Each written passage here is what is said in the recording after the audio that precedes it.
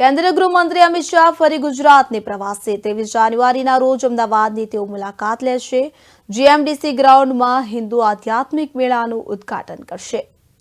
₹651 કરોડના વિકાસ કાર્યોના લોકાર્પણ અને ખાતમુહૂર્ત કરવાના છે। તો કેન્દ્રીય ગૃહમંત્રી અમિત શાહ ફરી ગુજરાતના પ્રવાસે છે। ₹651 કરોડના વિકાસ કાર્યોના ખાતમુહૂર્ત અને લોકાર્પણ કરશે।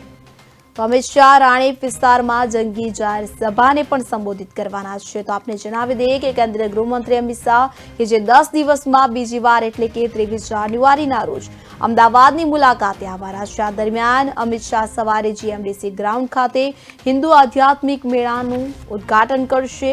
તો ત્યારબાદ સાંજે 4:30 કલાકે ₹651 કરોડના વિકાસ કાર્યોના લોકાર્પણ ખાતમુહૂર્ત કરવાના છે કે જેમાં ગાંધીનગર લોકસભા વિસ્તારમાં સાબરમતી ચેનપુર અંડરપાસ બોડકદેવ માનસી સર્કલ પાસે વેજીટેબલ માર્કેટ સાથે જ દક્ષિણ પશ્ચિમ ઝોનના જુદા જુદા તળાવનું ઇન્ટરલિંકિંગ સહિત ₹529.94 કરોડના પ્રજાલક્ષી 25 કામોનો તેમાં સમાવેશ થાય છે। તો આ સાથે રાણીપ વિસ્તારમાં સરદાર ચોક ખાતે જંગી સભાનું પણ આયોજન કરવામાં આવ્યું છે।